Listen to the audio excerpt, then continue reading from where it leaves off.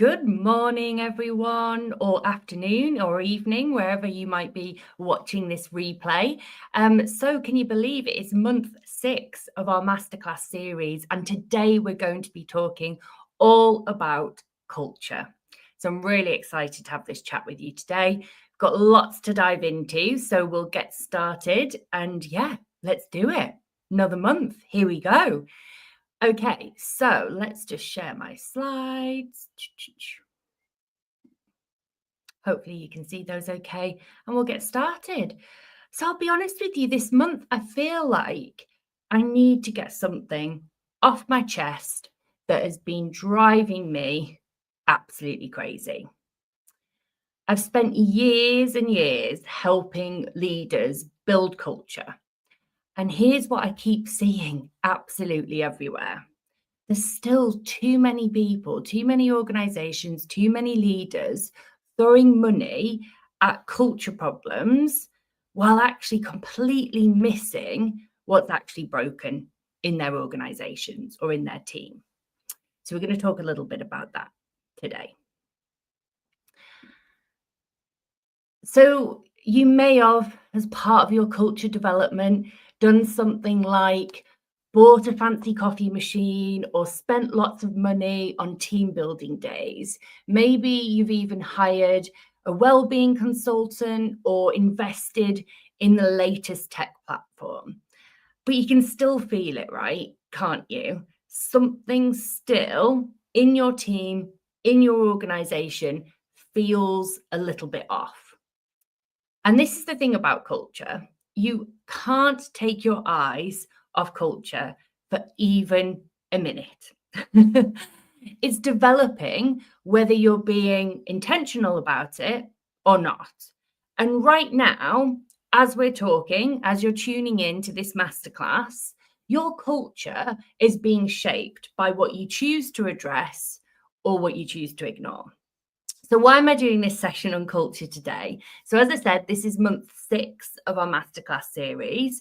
Can you believe it? 6 months of masterclasses every single month, live on YouTube and on LinkedIn. So you can watch the playlist back if you missed any of our months previously.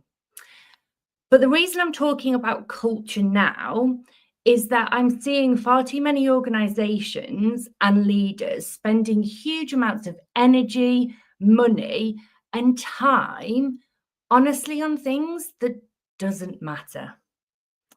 So, free breakfasts, which I talk about quite a lot, which is great, right? Who doesn't want an extra breakfast? But if you're doing free breakfasts while most of your team aren't getting meaningful or maybe any one-to-ones with their manager, that doesn't change anything within your culture. Or maybe those team building away days that are costing you hundreds and thousands of pounds while your managers are still defaulting to your HR team for every little thing. It's not changing the culture. It may be that you're rolling out yet another management program while your team or you yourself are avoiding difficult conversations, hoping it will just go away. Or maybe it's something else entirely that you're investing money in. But the thing that I really want to make clear today is, we know that research is out there. Harvard Business School, McKinsey, you name it, all of the big research bodies have explored this in depth. And a person's mental health is impacted more by their manager than their therapist or their partner. Let that sink in just for a second while we're together today. It's crazy, right? So for those that haven't been with me before in our masterclasses, I'm just going to quickly tell you a little bit about me. I'm Michaela Rini, and I've spent the last 17 years nearly helping leaders step into their power and create the kind of workplaces where people actually want to show up. And I've worked with everyone from prison services and government bodies to global organizations. And I can honestly tell you the fundamentals are the same everywhere.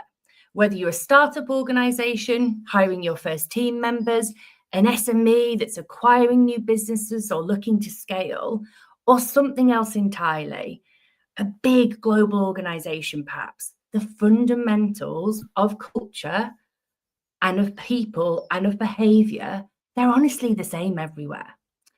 So I'm not here today to give you yet another framework to put in your notebook, scribble it all down, file it away somewhere, and never explore it again.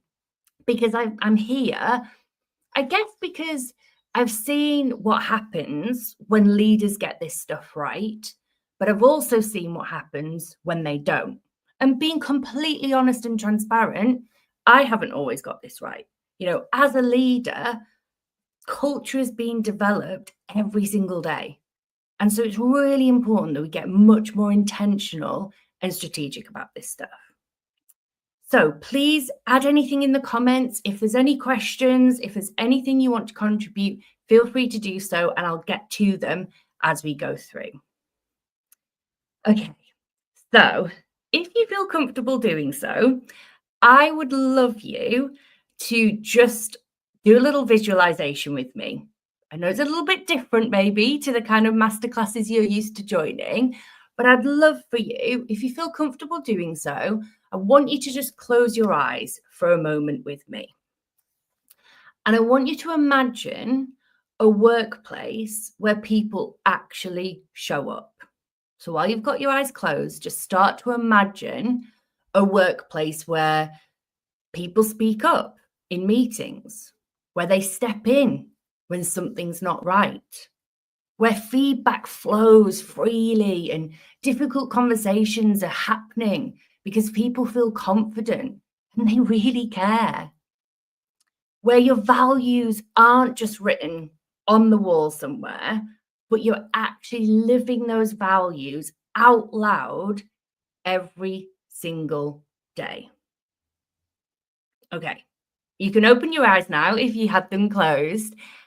Who is working in a culture that feels like that 95% of the time? Let me know in the comments. Yvette, welcome. You've said it's like the magic that makes it work or the thing that sinks the team. So, so true. Culture is in every single thing that we do, every decision, every behavior, every time we show up. So let me know in the comments who is working in a culture that feels like that every single day. But here's probably more the important question, actually. Does it feel like that for everyone? Even your colleagues that may not look or sound like you, is everyone having that really positive experience where their values are being lived out loud every single day? Because that, for me, is a really, really exciting culture to be part of. So this is exactly why we're here today, because creating this kind of culture, it isn't magic actually, because you have to be intentional about it. And I'm going to show you exactly what's really happening in your culture, what actually builds it, and how to make changes in your culture, shifts in the way people are behaving that actually stick and that really create change. So this is going to be a really open and honest conversation about culture. So we've got 3 sections to get through today. Section 1, we're going to talk firstly about the truth about culture. Okay, so let's talk about what's really happening in your culture. And I'm warning you, this might sting a little bit. So culture is costing your business right now.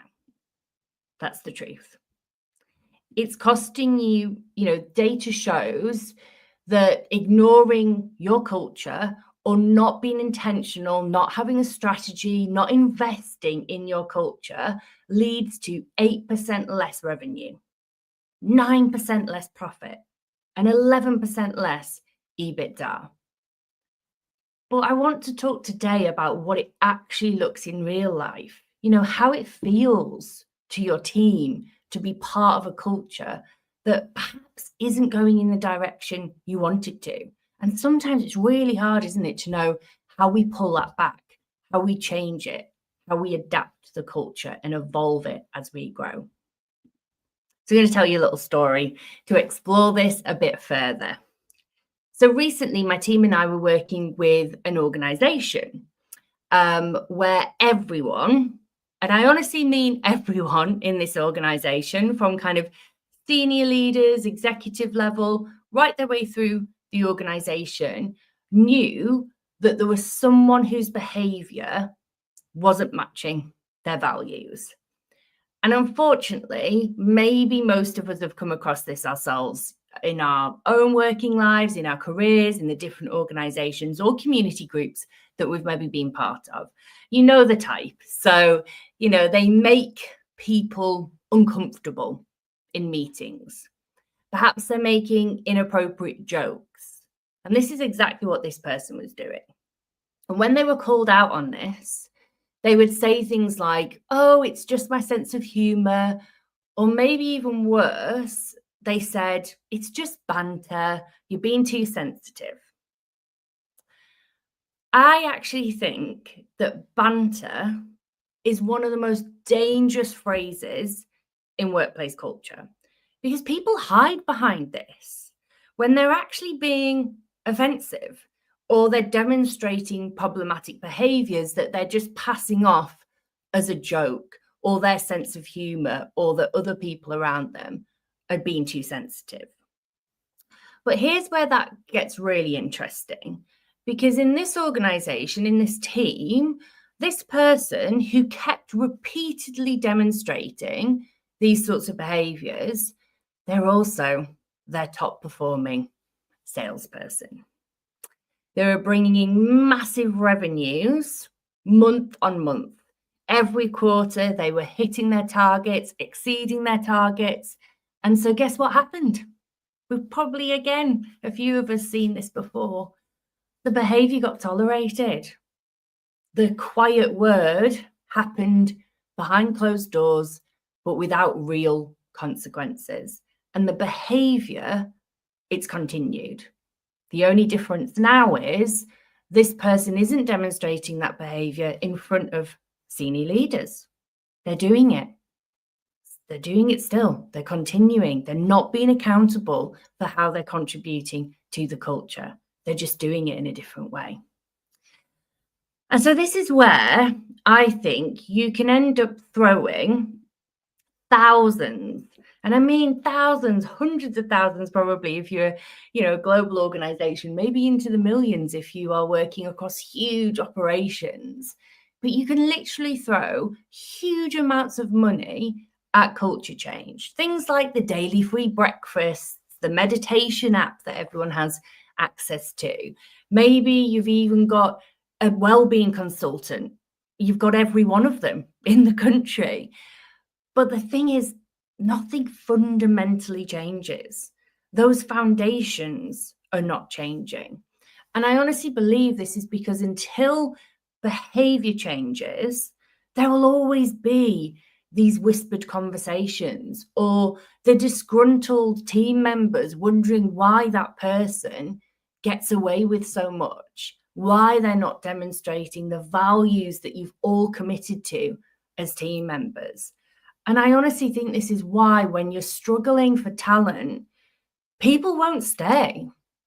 Or maybe they do stay, but they're just going through the motions and they're not really contributing in a meaningful way. And that's really where these kind of toxic, negative cultures really grab a hold. And before you know it, start to grow, develop, and really change the kind of foundations of the great, great work that you've done to build and grow your team, your organization. And so this is the hard truth, right? What we tolerate in any element of our culture or the behaviors we see demonstrated from our teams, that becomes the standard.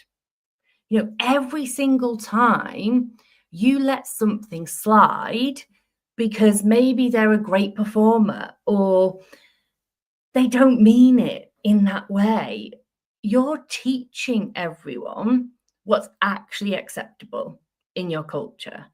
And trust me on this, everyone in the team is watching. So, what we're going to talk about next is what actually builds culture. I'm just going to share some ideas on this. Obviously, we can't go into a huge deep dive on this today. We haven't got that much time, but it's just to give you some ideas, some thoughts for you to then follow up and start thinking about what you can do in your team, your organization. And remember, this is no matter what size an organization you are or what budget you have available. So, if it's not things like pool tables, pizza Fridays, free breakfasts, what does actually build culture? Because I think if your managers aren't leading themselves or their teams effectively, you genuinely can have all the free perks, meditation apps, flexible working you want, but people will still want to leave or be disengaged or maybe be really pissed off. So all of this stuff, it starts with you.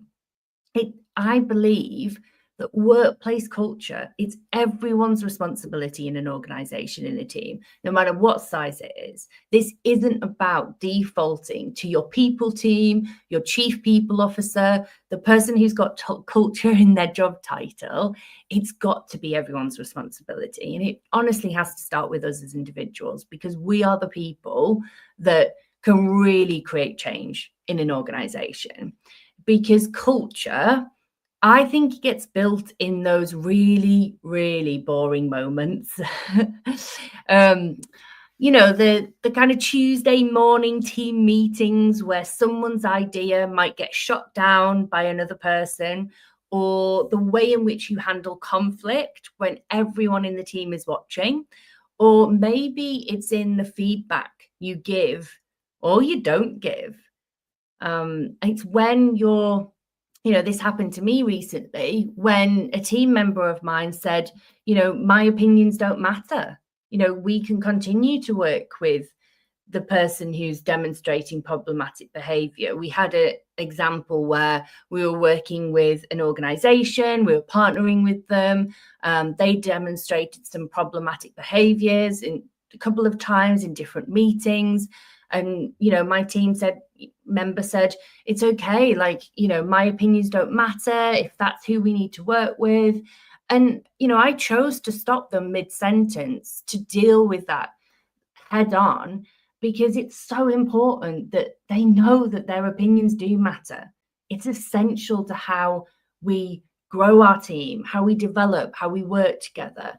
And I think it's those boundaries that we set when you call people into the conversation and address behavior that doesn't align with your values. All of that is what is creating your culture every single day. Yes, absolutely. Someone's joined in the comments. They agree. Culture is owned by everyone in an organization.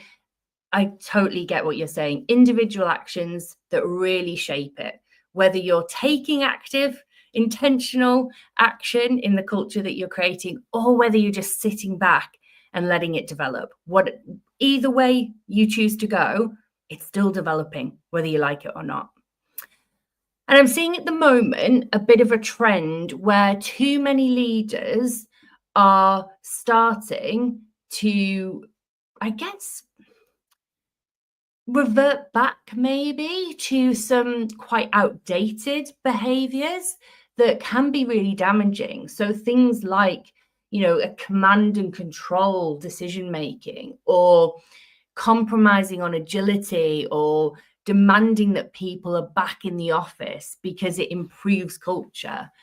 But they're doing these things without actually fixing some of the fundamental problems that exist within the organization or in how people behave. It's things like, outdated behaviors of not challenging bad behaviors in the room or at all. Or it might be implementing those kind of catch-all well-being initiatives that don't really do anything. They really miss the mark because it's not personalized.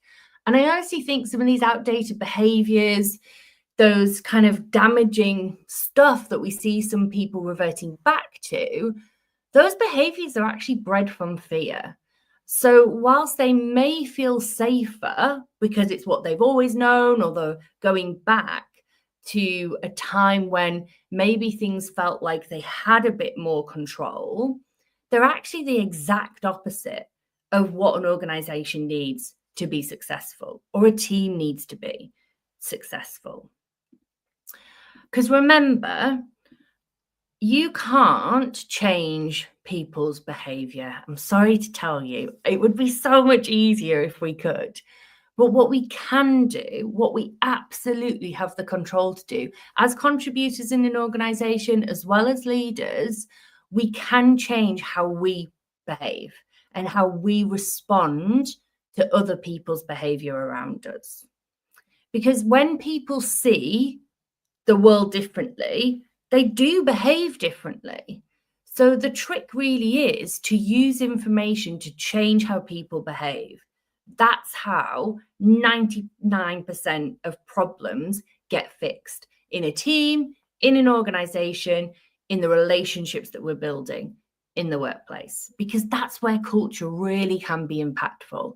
It's in the really great relationships that are being built across an organization. So the thing is, you can't just talk about behaviors, right? We need to make them real for people. We need to really define exactly what you expect from the leaders and contributors around you. And then you've got to really ensure that that is clear to everyone on what it means in practice. But I think most importantly, we need to support our teams to be able to listen, to feel safe to speak up, and to give feedback on the behaviors that don't fit. So that's really where culture can start to change and evolve. So rather than just having culture as a bit of a catch-all that we sometimes do in organizations, and it's, easily done when we think that we need to, focus on culture and change the way we're doing things. Yes, absolutely. We need to do all of those things, right? But we also need to do it in a way that is really strategic. So we need to create a strategy on how to execute the culture that you want to create in your organization every single day.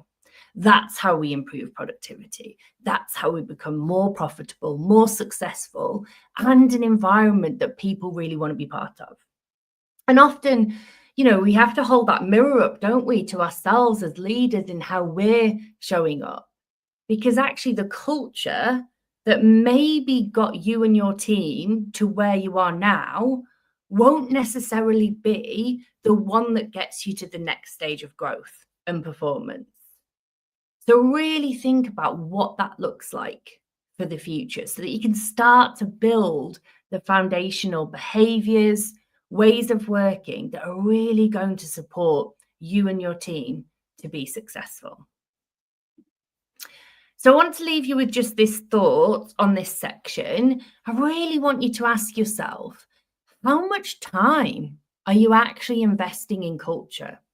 Not your, people team or your HR function, you as an individual, you as a contributor in the organization. How much time are you investing in being really intentional about the culture that you want to be part of, about the culture that your mini team maybe within a bigger organization, how are they demonstrating behaviors? How are they showing up day to day? And really think about, go through your diary, have a look at how much time you're actually investing in this stuff. And if you're not, don't beat yourself up about it. It's fine. Like, it's really easy to think that we're being focused and intentional about this stuff. But, the everyday things, the business as usual, the new exciting projects can really take over.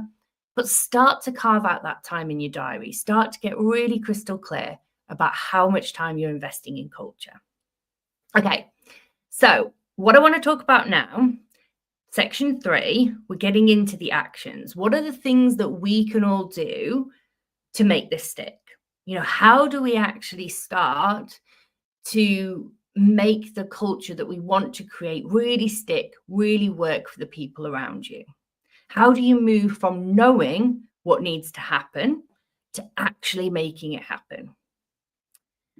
Because the truth is, most cultures, they don't fail from lack of perks or lack of additional benefits. They really fail from the lack of leadership. And that for me is why, culture is a choice. Every conversation, every decision, every time you address behavior that doesn't fit, that's how your culture gets built. And so when you're avoiding maybe a conversation that you need to have with that person, like the story I told you earlier, where they may be performing technically very well, but they're demonstrating behaviors that are not aligned with the culture that you're creating, that are not aligned with the values of the organization. When you avoid that conversation, those are exactly the things that shape your culture.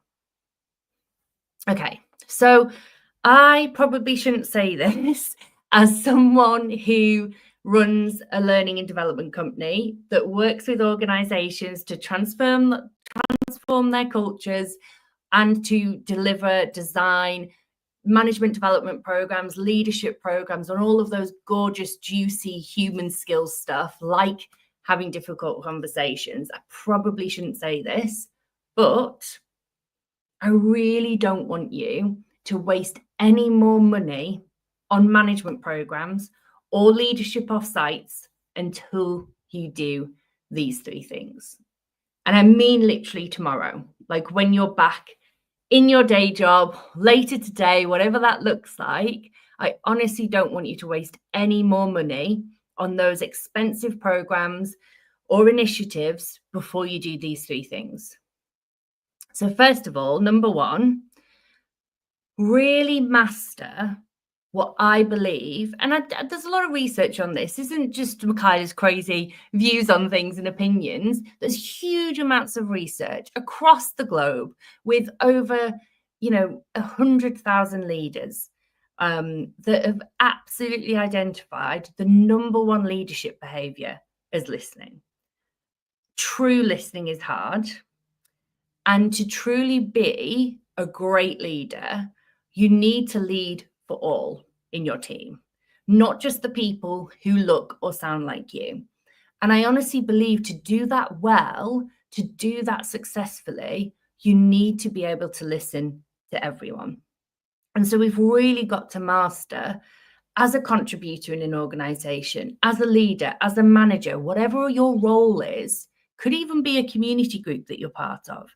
We've got to master this number 1 behavior, which is listening, learning to listen really, really well.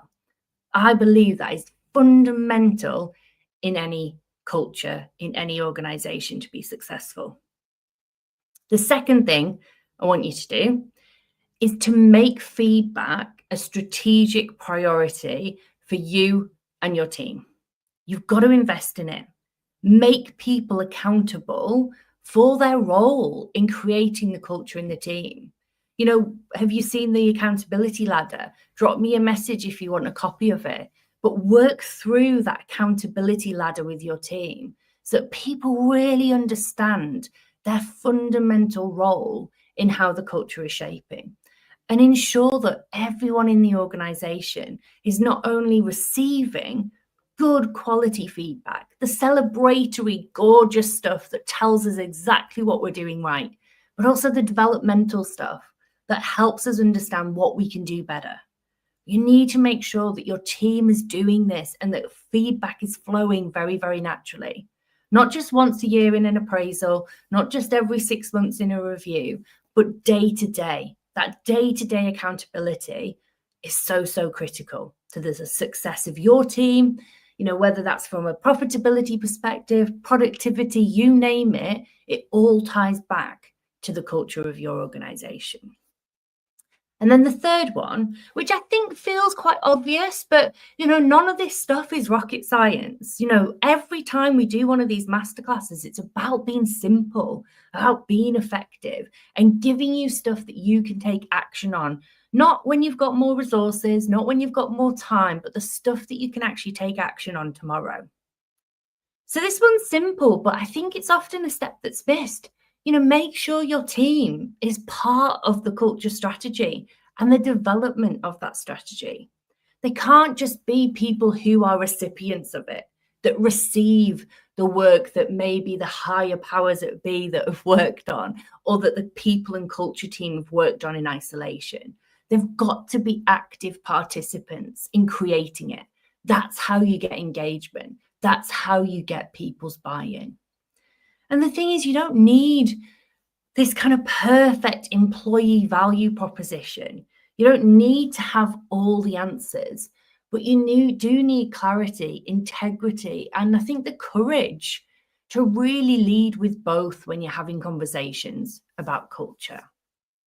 And actually, the leaders that, do find that courage to maybe do things a bit differently, to have that kind of change ready mindset, they're the ones that often embrace uncertainty, which is happening a lot right now in organizations. It is uncertain times. There's a lot of challenges going on in the world that are having an impact. So when we start to embrace that uncertainty rather than resisting it, that is the courage that we need right now to do things a bit differently in our cultures, in our workplaces. And the thing is, your team is watching, right? They're waiting to see if you'll actually do what you say matters to you and to your organization. Are you living those values out loud? So we're almost finished. We're coming to the end of today's masterclass. So it was just a short, sharp, deep dive talking about culture. There's so much more we could talk about here. I absolutely love talking about this subject. So if you ever want to have a chat, drop me a DM on LinkedIn or on Instagram, and we can catch up, talk about culture, and maybe talk about the direction that you're going in as well. But what I would love to just share is 3 key takeaways that, if you remember nothing else from today's session, I really would like you to just have a think about these 3 things. So the first one, and we've talked about this a lot in the 30 minutes that we've been together, but I think it's so important to just reframe and focus on it again, because this is a really critical one to how we ensure that our culture is developing in a really positive way. So what you tolerate, it does become the standard. That high performing person that I talked about earlier, if they are a toxic team member, they're teaching everyone what's actually acceptable in your organization. So you've really got to think about, every time you make a decision or choose not to make a decision and take action, those steps, all of them, are affecting and shaping the culture within your team and your organization. So really think about, what are you tolerating right now in your organization, in your team, and think about how you can start to take steps to deal with that situation. The second takeaway I'd love you to have is that culture, honestly, it's in the mundane, it's in the everyday moments. Those Tuesday morning meetings, and it might be another day of the week, but I'm just using that as an example. Those Tuesday morning meetings, they matter more than any annual offsite that you have, because those daily behaviours, every single time, they trump the fancy initiatives. They absolutely are the day-to-day stuff that you need to be focusing on. We've got to be living our values out loud. It's not the fancy stuff. It's not the next new shiny initiative. It's those everyday actions and behaviours. If we get that right, if we invest time and energy in that stuff, you will see the benefits. Honestly, you will, across every single part of your team. From how people are showing up, from people's stress levels and well-being and mental health, from their productivity levels, from your profitability, from your revenue, EBITDA, whatever you want to, think and measure, you will see the difference. But you've got to start with the foundations. You can't just keep throwing money after money on big, shiny culture change programs. You've got to start with the basics. And that's why I come to the final takeaway, which, it's just this reminder. We know this already, don't we? We can't change. You as an individual can't change another person's behavior. You don't have control over that, but you can change how you respond to it. Your response shapes the reality. So you've got to use it wisely and really think about how you respond to the behaviours that you're seeing demonstrated in your team, in your leadership, in every part of your organisation. Okay, so I just want to ask any final questions. If you want to drop them in the comments, I will get back to them as we go through. And I just want you to leave you, I guess, with one final thing, really. So, as I've said a couple of times, but I really just want to hone in on this. Your culture is being shaped right now, in this very moment, while you're here in this masterclass. And I think the real question is, and why we wanted to do this mini masterclass is, are you being intentional about it? Be honest with yourself. Ask yourself that question. Are you being intentional about it? How much time are you investing in it every single week? And this is relevant whether you have a role in an organization where you can steer the strategy in the organization, or whether just at a small level, how you're contributing. Really think about, are you being intentional about how you're shaping that culture? Because you have a choice, right? We all have choice. We can let destructive behaviors, problematic stuff persist that's costing you money, that's costing you market share, that's costing you talent, or we can really start to leverage culture as a tool to achieve all of your business goals faster, at a lower cost, by bringing people with you.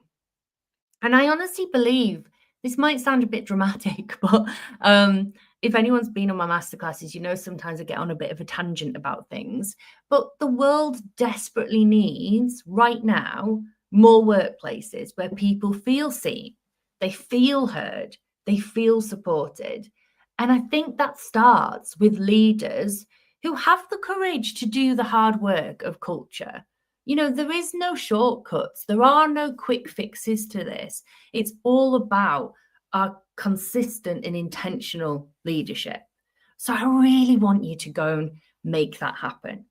Think about how you can make that happen today. Watch this replay back. Have a look at the actions that we talked about, the takeaways from this session, and really think about how you can start to implement them. If you'd love more content like this, you can join our mailing list. The QR code's here for you to have a look at. So you can join our mailing list. You can connect with me on LinkedIn or Instagram. I love talking about this stuff. So if you want to drop me a message, we can book a call in and talk about your culture. Or another way that you could explore this is I'm running a retreat and collaborating with Claire Preston on this. And a next leadership retreat is happening in July. We have got a couple of spaces available. So if you really want to focus on how you're showing up as an individual, as a leader, that's a really, really cool place to start. So thank you so much. We've talked all about culture today. I know it's been a bit of a whistle-stop tour, but that's the purpose of these masterclasses, to get you thinking, to get a conversation started. And I really, really hope you think about how you can go forward and get so much more intentional and focused on how you're developing and evolving the culture in your team or in your organization. Remember, this is for absolutely everyone. Doesn't matter what size an organization you have, what size a team, you've really got to focus on culture and getting intentional about what it actually matters to you as a team. Okay, have a wonderful, wonderful day, everyone. And I will see you next month for our next masterclass. If you want to catch up on the masterclasses that have already been, we do have a playlist set up on YouTube. So I'll share that link in the comments as well. And thank you for being here. Have a great day. Bye-bye.